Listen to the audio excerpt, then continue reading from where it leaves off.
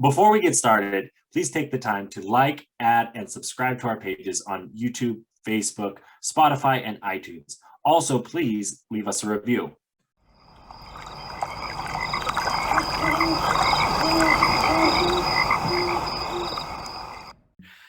And there's looking at the beautiful Crater Lake, which is America's deepest lake.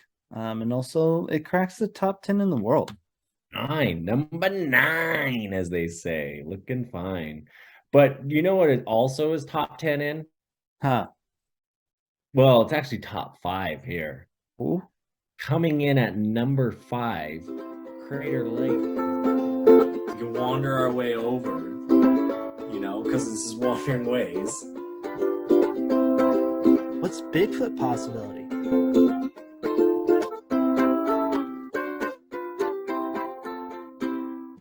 Clink. Hippity doo dah, hippity day. How's it going today, my guy? Hippity doo dah, hippity doo dah day.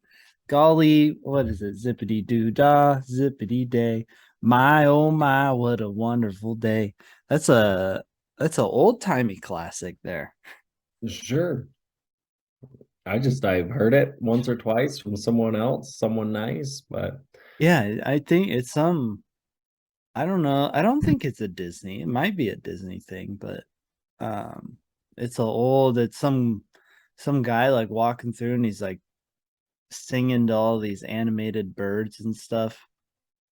But it's old timey song. We need to bring it back, I think. Actually, there's probably some weird connotation underneath that doesn't make it very PG or PC. right. Well, yeah, everything old is that way. Yeah, no.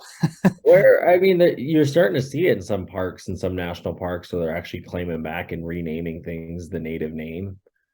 In places where, yeah, you're right. Like, just go back to like what it was before. We don't need to name it after that guy who was mean. Like name it after the nice people. Yeah. We don't need to name it after them knuckleheads. No, but I do want to welcome the Wanderers back. If you're a Wanderer and you tune in weekly, or once a month and you listen to all the episodes, or you just like to listen to an episode here and there, or you're only listening to the national parks episodes, I want to say thank you for stopping by, because you probably read the title of this one and that's why you're stopping by. But we do want to encourage you to go check out some of our other episodes, just because they're fun. We have a good time because this is the Wandering Ways crew and we like to wander. Yeah, we wander over here, we wander over there. But yeah, no, if you welcome back, everybody. I love it. I guess yeah, we didn't do a traditional kind of, we just hopped into some silliness. But anyways, how you doing, man? What's up? I'm great. I am fantastic. I just this morning, had breakfast with good old Colton. You know Colton, you know that guy. I think And I've met him. yeah, he check out that interview, guys, if you listen to Colton. But we went hunting this weekend. And so this morning, he stayed the night at my house last night because he headed back to the good old Paradise Valley. And yeah, we had a good weekend together. We hit the sticks in Montana, and we'll dive into that here in a little bit. But how was you? What have you been up to? I know I saw you getting down into the big trees, even though you got the ones right behind you right I there. was gonna say I went to these guys. The big old trees right behind me. I went to good old Humboldt County. Saw me some big old trees, and man, they never disappoint, I tell you. I saw you. You were actually on the bike ride in the trees, and I was like, damn, that actually would be a really cool bike ride to do, like in the Big Redwoods.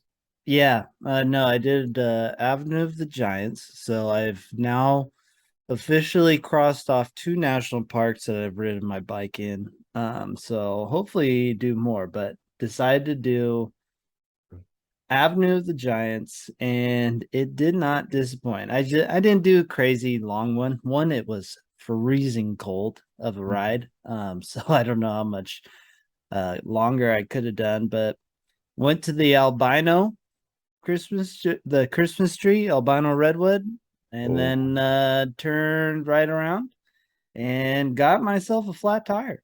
So, Oh, I've seen you quite a bit, right? This isn't your first rodeo getting a flat tire. no, I mean, if you ride your bike enough, you're gonna get a bunch of flat tires. But this time was different than all the other times that I've gotten a flat tire in that I had everything to repair a flat with me uh on my bike. So I was able to actually repair the flat and then hop back on the old bike, which is a good thing because I was in a spot with no service and I was probably a good 6 miles from my van. So Yeah, it's not a fun walk when you're pushing a bike like that.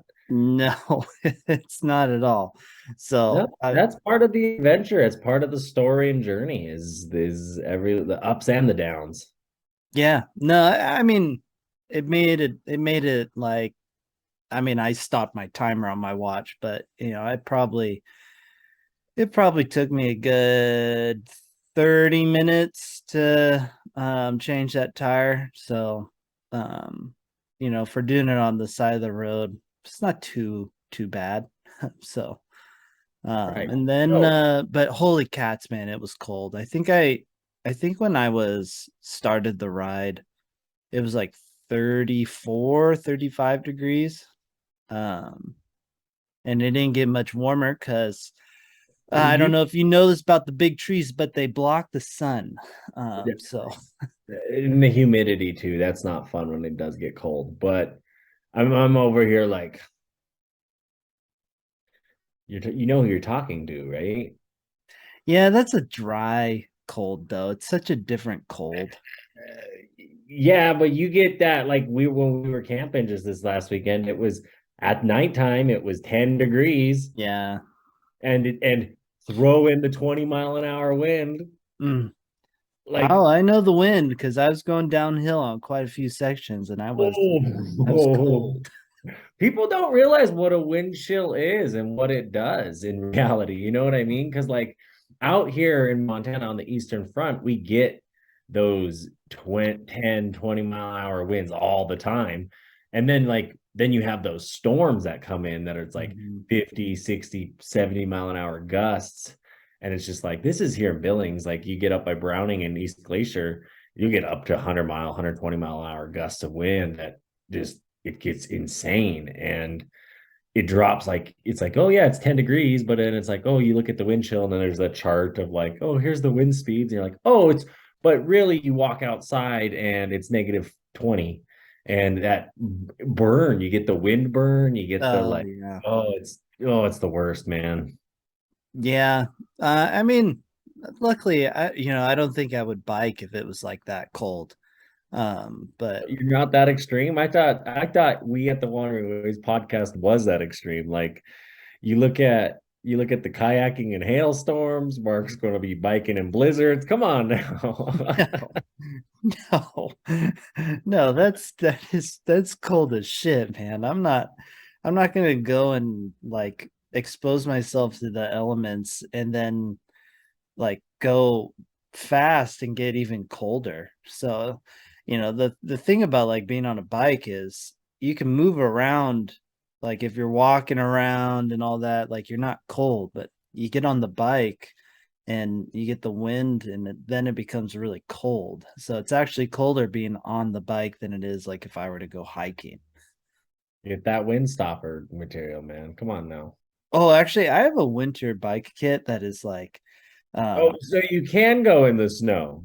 no, no, Okay. no, no. It's not made to go like that cold, but it's got like a fleece lining on the inside. I have both I have like biking bibs and then a biking like jacket. I mean, I look real legit. I look like a real like road cycler out there. You're You like you look see me go by and you're like that guy has gone on one or two rides. I get it though. I feel you. I like to look the part as well because you gotta just be the role that you're in that day if you want the best success. So if you want to be like there's a reason bikers have the gear Oh, because or 100%. they would fake it. You know, like And I was talking with Colton this weekend. Like the funny thing that I really had to laugh about was, we're talking about Tom Brady and like his cheating, right? And I was just like, this motherfucker, if it wasn't an issue, we would have never brought it up. Like he would have never done it if it was an issue. So it's like you're gonna wear your gear, you're gonna do the gear things the right way because it's there for that reason. yeah. I do gotta say I love having the van though. I was able to load both my bikes up and went down to the redwoods, and I was like, I can either go hit the mountain bike trails or I can get on the road, and I don't have to worry. I can just park the van anywhere I wanted.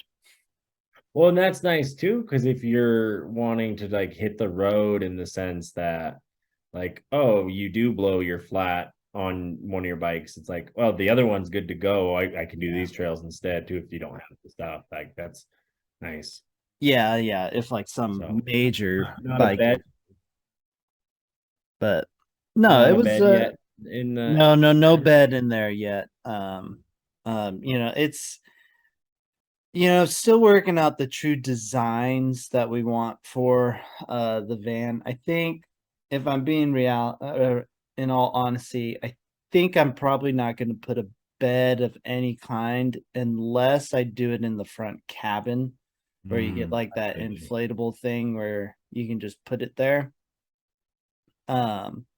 It's too small of a van, and if I just want to push the bikes over and then have some storage, and then I keep talking to myself about how I want to start getting into surfing more, and so something on the roof. Or just inside the van. If everything, just pack everything, boom, boom, right in the van, like good to go. It's funny because you do get the van people. I'm not saying van people like van lifers. I'm saying van people in the sense of like everyone, like moms, soccer moms and shit and all that. Like they love their vans because the actual practicality of a van. Mm. Very practical cars. Oh hell yeah, yeah. But so is the Jeep, my man. Like, and we took that out Eastern Montana this weekend, and I guess it was the boiling fun. question, because you said you went hunting, I guess the real question becomes, did you get anything? We didn't even pull. I didn't even pull a trigger. Oh, did you even see anything? Oh yeah, plenty. Okay. We were horn hunting. We were, the ones we saw were kind of skinny in the antler area, and the one, it's like, yeah, like there's a few, and I used this reference earlier with Matt when I was on the phone with him. I said, here is like there were probably 5 opportunities on Saturday where if Matt was there, I would have made him shoot the deer. Yeah. Because it's like him, that's a good size, mule deer, buck, whatever, right? But I'm like, I don't need to shoot more of those. I if I'm hunting, I'm gonna take an old just hog out of there. Where was this talk of all the food and all that? I think it was like literally last week. I I agree, but it would, yeah, it happens, man. I didn't want to shoot something that it just didn't feel right. There was no the right opportunity, because we saw the big deer. Don't get me wrong, we saw them, but they're sitting on private land, or they're doing like, he's fucking running like already 2 miles away. Like you're never going to see him again. Stuff like that. Or he's across the river, and if you shoot him, you're going to have to cross the river. Like, no, thank you. Yeah, Didn't bring my snorkel. But, and then I was talking to Colton about this, and this is something, it's weird growing up, right? Is like, I look for like my dad and Gerald essentially, because that's who I've gone hunting with forever. And the whole, like, yeah, like permission essentially to shoot the deer that you would get from like, my dad or my uncle, in that sense of like, yeah, if you want it, yeah, like go for it, take the shot, like, yeah, let's do it, let's put a game plan together, figure it out, Where with Colt, because it's still like just like, well, should we? Do we want to? No, okay. Stuff like that. And just the opportunity wasn't there. But I mean, I still had a great time because you're in eastern Montana. You're just in sagebrush country. I know a lot of people's like, it's ugly. You can't do much with the land, but there's a certain beauty to it that I like. And, we talk about that with the American Prairie Reserve interview about the grasslands. And I was like, I really thought about that this last weekend because when you're out there, you're spending time, you're having those conversations with each other, talking about these things and just looking at these things. And like, you think about like the grasslands that this is, the sagebrush that it is, the way like we got stuck in a really bad snowdrift. And the reason is because of the fields, right? It's the farm fields. So that road that we're on, like it just drifts over. You just get these big snow drifts all over these fields and that road. So you get stuck. Whereas like you go to the sagebrushy stuff, the roads out there are a lot better. I'm actually able to drive on worse condition roads essentially out there than I was on this one because of the way the drifts were because of the fields. And it's just interesting how you look at like that in that way that snow falls and the way the snow blows in a way is more that's more natural versus like the drifts building up and taking care of it that way. So that was interesting. That one sucked because that was right at sunset and that's the best time to hunt. Yeah. And like we just spent like a half hour, like like you said, you take time to replace these things. He got the shovel off the Jeep and was shoveling us out, and then we had some old man. It was kind of a really weird situation. This old man, they saw us get stuck in the snowdrift up on the hill, and then they drove down to us, and they were watching us for a while, like kind of at like a distance in their car. And then finally they saw like we were getting nowhere and drove over to us and were like, yeah, we can tow you out. So he towed me back, right? And then I got stuck in like the next snowdrift because like he just was like, that should be good. And like he drove away. And then like I got stuck in the next drift and I was like, fuck, like I can't do anything here. So he got us out of that one again, like came back around and towed us out. And I was just like, nah, man, I'm going to go out the way I came in because I know I can go out that way. And I did. And just wasted some time doing that. And just the way the old man handled that situation, like just he didn't want to help, but he wanted to help. And he had two people in the car with him who were like, they just stood like they stood there. They just stood and watched. And yeah, it's weird because like we the next day helped a guy who got his truck stuck in the snow. And we had my traction boards and that we like pop those right off the top of my car, and they're like, these will help you because in the truck, and he crawled right out of the drift he was in. Because they had another, there was a Jeep there helping him, like they had a winch and they were trying to pull him out and it just wasn't working. And we stopped by, but like even then, like those two guys were more friendly helping. The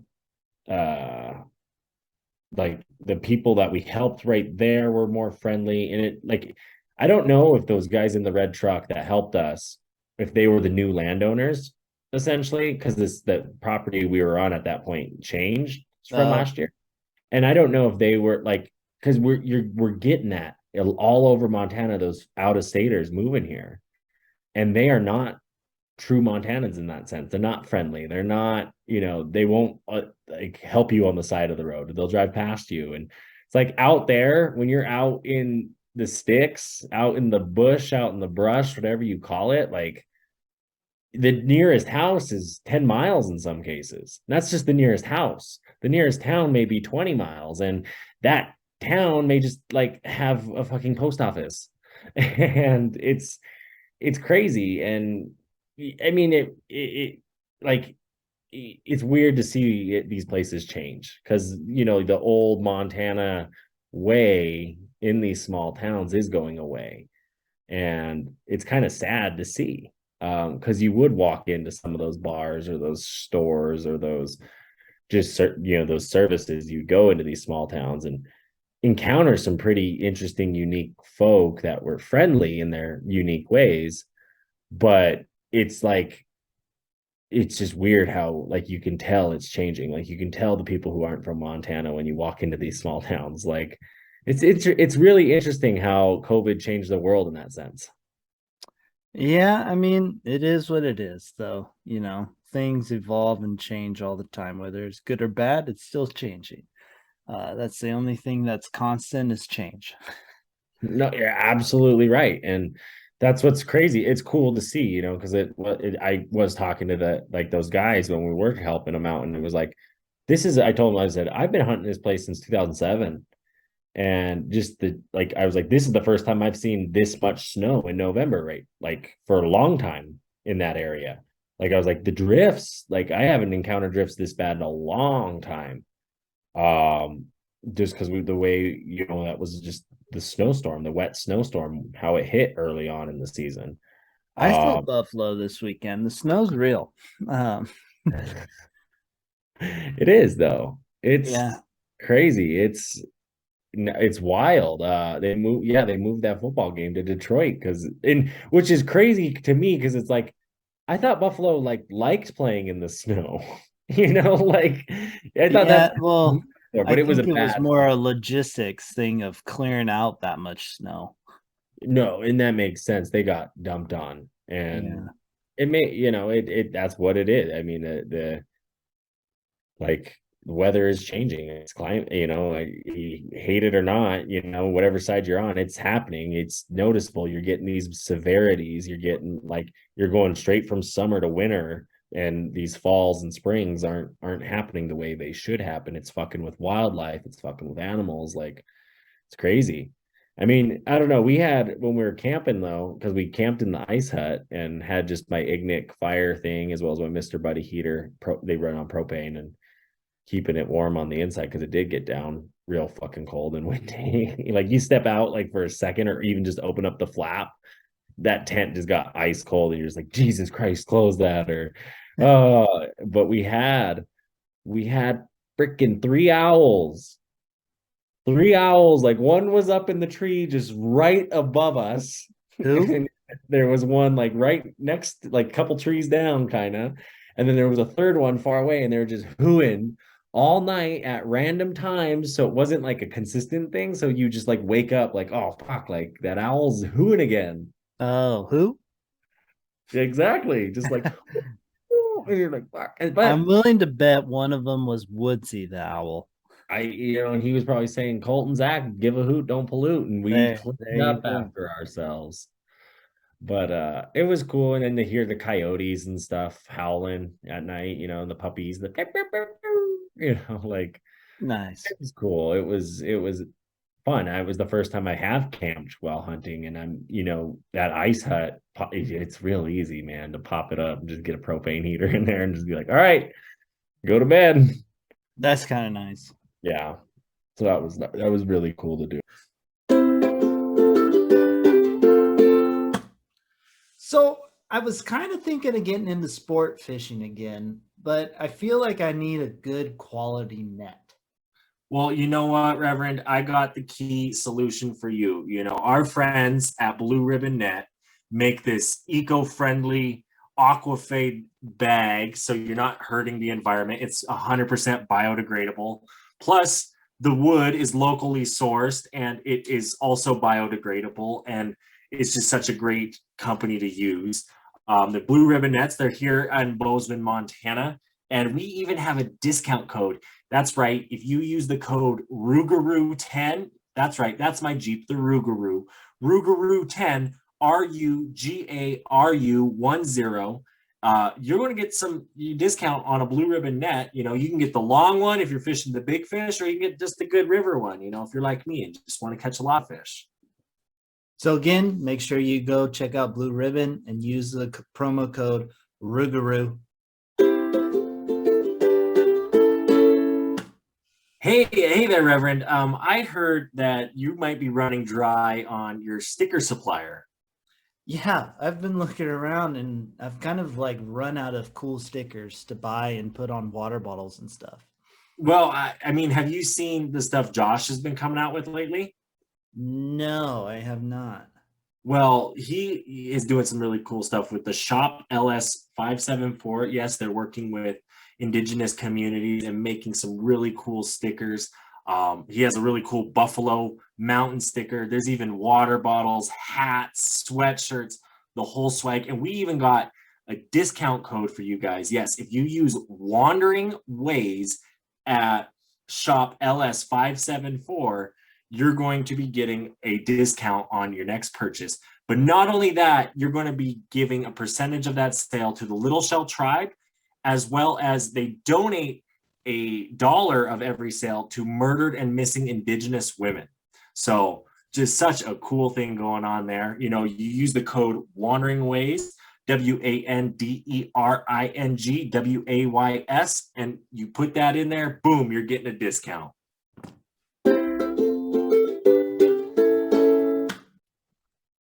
Moving right along because it's just easy to do it. Cool shit in nature. We got a couple of them this week. I love the segment, so we're just jumping right in. I got a picture and a video. I think these cool shit in nature. I think something you do just because like it's like weekly, like you're like, I need to these are two videos I really need to talk about and share with others. Like I need to I need to give them their moment of fame. Yeah, I mean, mostly like literally how I find these is just like I have my like little boredom time where you're just scrolling through your phone, and then I find the videos and all that. It's either that or really gruesome injury videos. Have a ton of those. But no, this week, picture and video, like I said.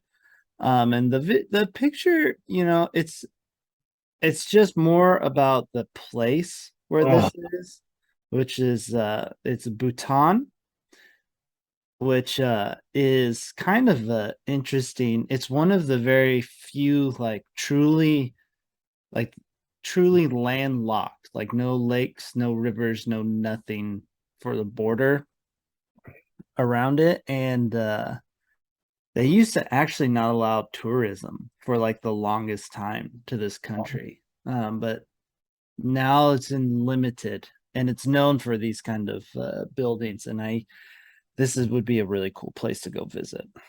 yeah, and for those of you not watching on YouTube or on the Spotify video, for our iTunes and Spotify and wherever else you get your podcasters, just listening, it's a really beautiful, ornate, Bhutanese looking building on the side of a cliff that overlooks the mountains, and it's just and it says hike. I think on the picture it says hike up to and above Tiger's Nest, Yeah. Haro, Bhutan, and that's a beautiful view. I mean, this is the photo. And the next photo, there's two photos here, and Mhm. it's from above. I wonder if some of those, like you say, it's a landlocked state.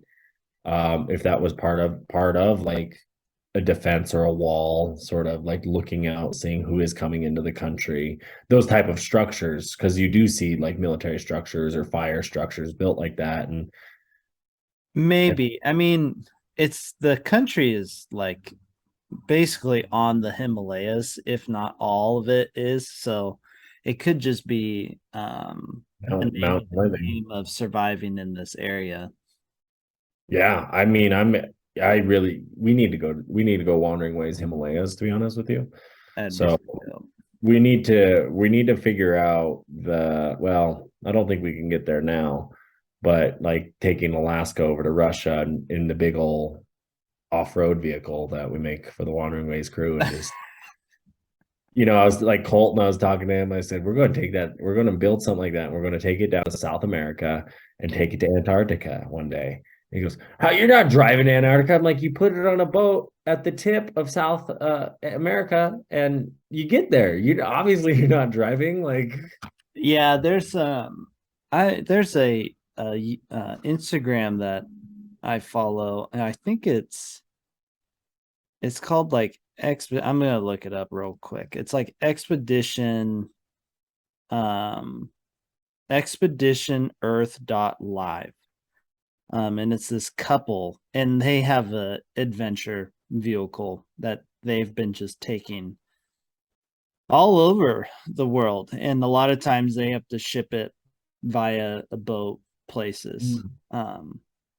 It's a wild one. If you are looking for a good Instagram to follow, that's one where I would start. But no, moving on to the video. The video kind of goes, it's a leopard Oh, and a wildebeest. classic Mark animal attacking animal video. Exactly. Absolutely. Boom! Put her on the ground. Yeah, I mean, this leopard really puts in a lot of work. Oh, hell yeah. It's hanging from this wildebeest. This wildebeest is fighting for its life. Yeah, and this leopard's hanging on too. Like, So really impressive. you're against football, but for this. This is nature. This is natural. Yeah, people are supposed to, things in nature are supposed to beat each other up and give each other CTE. Look, that wildebeest survives, it could have CTE. No.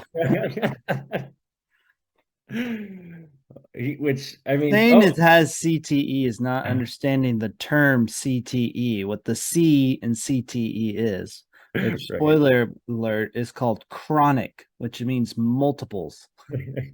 Right. No, but that wildebeest goes down. I like the at the end there, that warthog that kind of walked in the background, like, oh, hey, what's up? He's kind of like, what's up? How you doing? Okay, you're good. You're good on dinner. All right, I'll see you later. No, but I think now, right now, it's time for the juice, the juicy fruit, the halftime show, the report, the Crater Lake. Yeah, we're breaking down the great national park of Crater Lake National Park, right in my back door, basically, or I guess more out my front door. If you go out the front door, you're going heading towards Crater Lake. If you go out the back door, you're heading towards the coast. So it's more the front door. Exactly. And I think I've never actually been there, but you've been there enough. Like you said, it's in your backyard, front yard. Well, you don't really have a yard. True. So it's cool. It's cool. But some people like to say, and this is from our subpar books here, it's just something to look at and leave. Yeah. I don't believe that. I definitely do see where they get that. Which makes that Yelp review really, really funny because you understand it. But no, I don't think so. I think there's a lot more to this, and I'm going to start with just how to actually get there. Best way, biggest cities that are around it is actually probably Medford, where I live. That is probably the biggest city that is closest to it. Next one's probably Bend. I think Bend might be the next. That's a good hub. But Medford's not bad if you need to fly. If you want to fly out to see Crater Lake, you can fly into Medford. It's a good hub to get out to good old Crater Lake. It's only like an hour drive here from Medford, maybe hour and a half. But no more than 2 for sure. But once you get there, things to do, like all the classic parks. There's the hiking, being out in nature.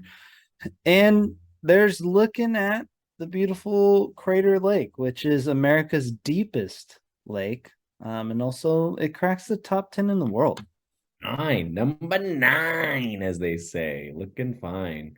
But you know what it also is top 10 in? Huh. Well, it's actually top 5 here. Ooh. Coming in at number 5, Crater Lake was the 5th national park. Oh, I didn't realize it was that early in the game. I thought it would catch you off guard. Yeah, I didn't realize it'd be that early in the game. I would have guessed top 20. I would have figured it would have came in the 20. But and I wouldn't have necessarily been surprised if he said it was like around 10 as well. Right. But for it to be in the true 5, that's 1903. yeah, that's kind of impressive. When you talk about the lake being deep, kind of the iconic shape of the lake, the views you get, the experience you get, because it is a Cascade Mountain essentially, that blew up. It was a volcano that blew up and created this lake, and you get just some cool winter storms up there. You get, the 4 seasons. It looks beautiful in. Um, Yeah, I've only it's definitely cool.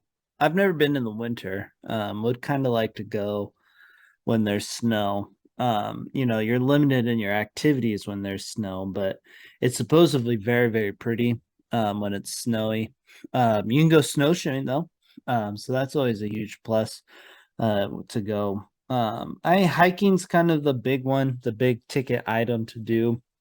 The PCT runs right along it. So hiking is the name of the game. Beautiful scenic drive. You can bike the rim. That is the first national park that I took my bike into. I went to my second one this last weekend. I did the whole, and it's like 35 miles all the way around. So you drive it, make a bunch of stops. You can make a day of it. You can And go there's small viewpoints, hike. right? Yeah, a ton of viewpoints. And then there's like different spots you can stop to do like a small hike. There's one small hike that goes down to the water. You can take a boat to Wizard Island, which is, the little island there in Crater Lake. And then I think you can go to the top of that little island thing. You can hike it. There's like fire outlooks you can go hike to, so there's tons of like small hikes. The back country is kind of limited when you're going to this park, but there is still some back country. In reality, most of the back country that people are doing is those PC tiers that are just kind of wandering through their way there. They're kind of hitting up the backcountry sites, if anything. What surrounds the park, I guess, like public land, state land, kind of that, or is it kind of alone? Is kind of its own thing? No, there's other stuff around it. There's Diamond Lake, which is like literally just north of it. There's national forest, all that kind of. I mean, there's a reason why the PCT kind of runs through it. You're out there. There's other Cascade Mountains. Mount McLaughlin's fairly close to it, so it's Crater Lake is alone in a sense, but it's got other things that are close by that you can go and check out. Diamond Lake is probably the most common one. That's probably a little bit more resort, or not resorty, but more of that touristy kind of like traditional kind of like, oh, we're going to the lake for a week type of place. Whereas Crater Lake isn't necessarily the place you go for a whole week. It's probably just a nice weekend where you go like 1-2 days max. And yeah, that's what you're recommending, 24, 48 hours in the park. Yeah. And you really get your, you know. Yeah, get a whole bunch of hikes in, get some biking in, check out the visitor center. There's only 2 visitor centers there. There's like one kind of below it, which is like the main one. And then there's one up at the rim, which is it's pretty decent size in reality. They have a nice little spot there.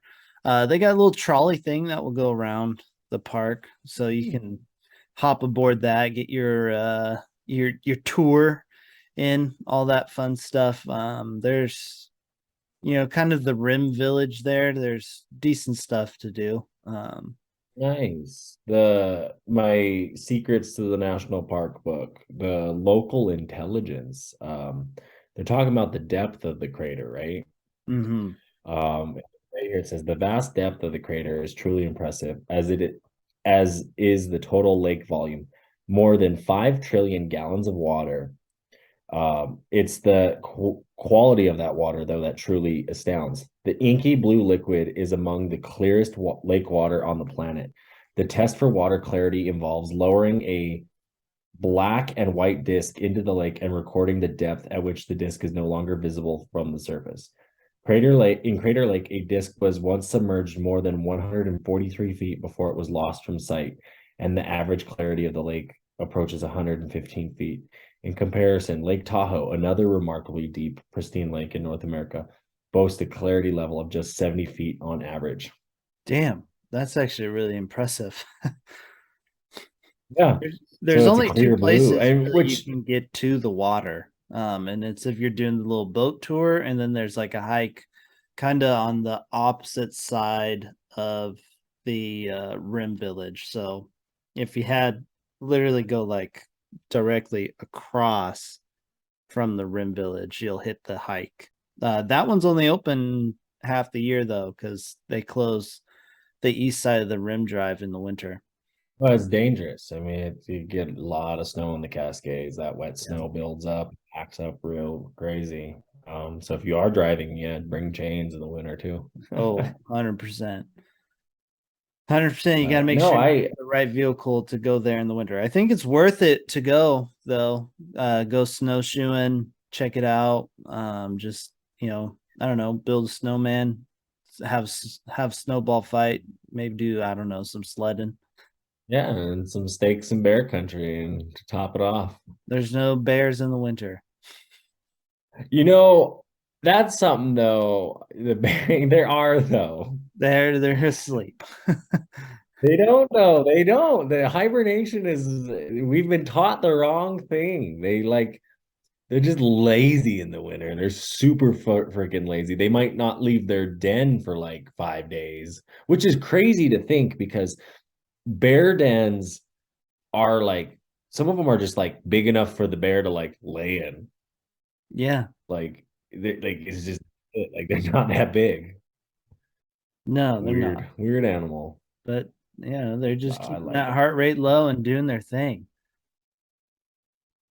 Well, it's a beautiful park. I really need to get down there. I hear you right now. I hear it in your voice of like this winter we need to go snowshoeing here.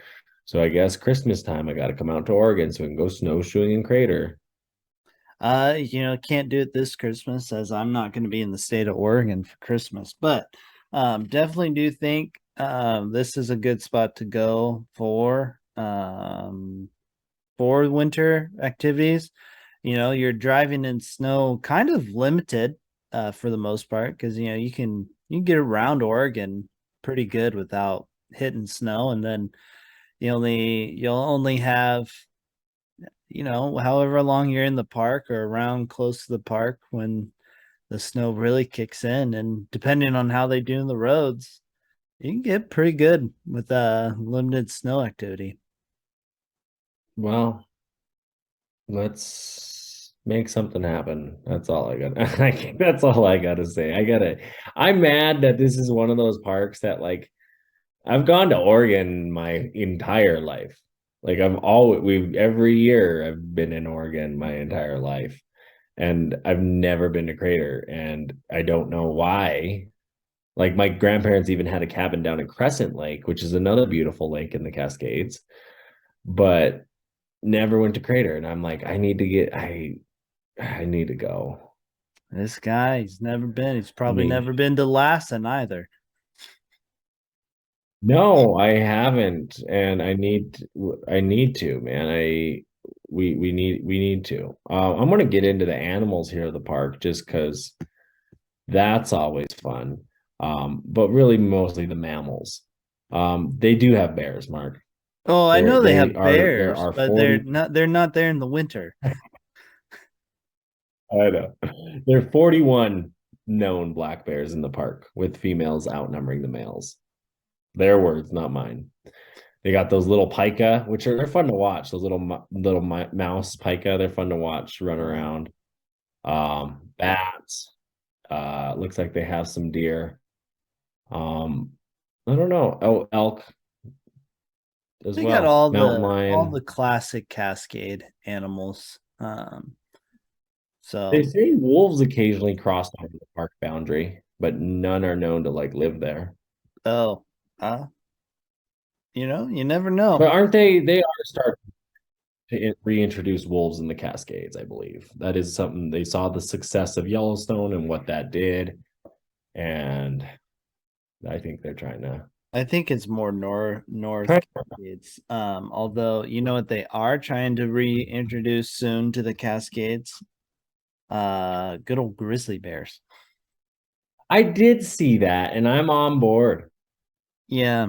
So that'll be interesting to see kind of how that goes. But yeah, this is kind of a great weekend hike. This is a great park or weekend park, not weekend hike. It's a great park to double up or triple up, depending on how your travels are. Well, it's You not know, large in reality. It's you're going to see America's deepest lake. That's really a big part of it. It's a volcano that went and like left its top, and you're checking that out. Like it's cool. It's you're in the mountains, you're getting that vibe. Like it's a beautiful place, and that's what your national parks are. And there are places like this that do need to be protected, and it's just perfection. it And is. we need to Yeah. keep it that way. I mean, it is it's a very, very cool place. Not far from Lassen. I think in reality, like Lassen might be 4, maybe 5 hours away. And the redwood's probably about the same, right? The redwoods you're looking at, yeah, probably. So, Lassen might even be closer than that. But Well, you then you know, got the Oregon coast, which yeah, is yeah. beautiful. So, there's a lot of stuff to partner this park up with. But again, it's a great one to spend like one whole day or like one 2 half days there. Get in some good hikes, go down, touch the water. It's very cold water.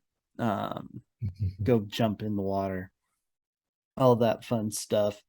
But Yeah, I think Wandering Ways recommendation, this would be like a cluster park. yeah, When you look at like the way the wanderers like travel, the way you and I like to travel, this is one of those parks where it's like to get the bang out of your buck out of your travel season, you're going to want to partner it up.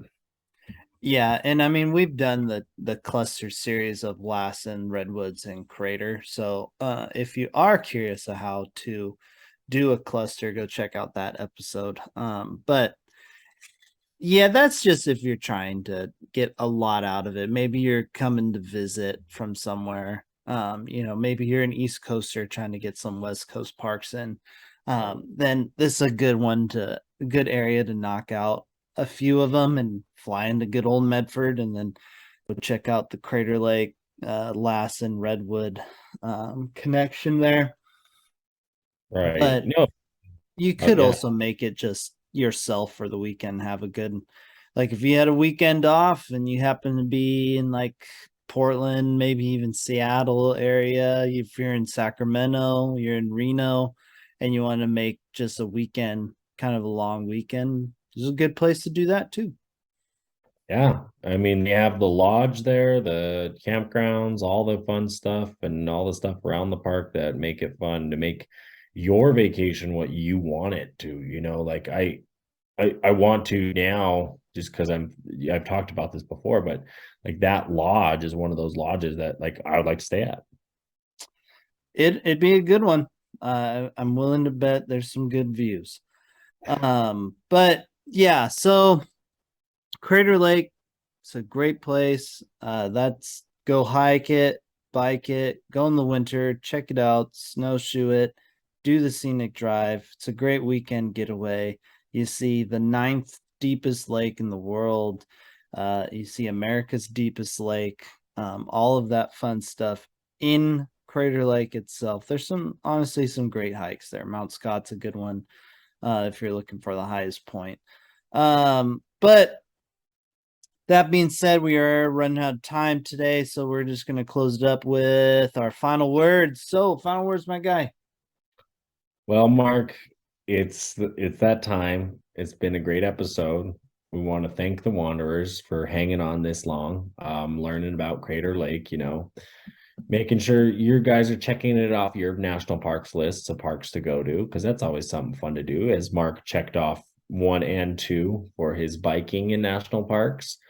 I'm sure we'll get a 3 or 4 coming soon, and then a 5, 6, 7. So just, you got to start somewhere, and you got to find that place to start if you want to, accomplish something, do something. Mark, right there, you got the parks, you got something going. You're going to accomplish something one day, and you're going to get those bikes touching ground in all those parks. And our Wanderers need to do the same. You guys need to get out there. You can go explore these parks and see these parks and have fun in them and enjoy them and go make memories and go, help somebody out and just be a good person, just be good. All right. That's all I got for you. Reverend's final words of wisdom. Stay beautiful, everybody. I cannot tell you how much I appreciate every single one of you. But yeah, go out, check out some more parks. Crater Lake, it's a good one. Redwoods, it's a good one. Yellowstone's a good one. Glacier's a good one. In fact, spoiler alert, they're all pretty good. So they're all good ones. But yeah, go outside, start doing a thing, accomplish something, whether it's small. Momentum is key, right? Newton has a law, and object in motion stays in motion. So if you start, it just keeps on going. But with that being said, peace out, everybody. Bye.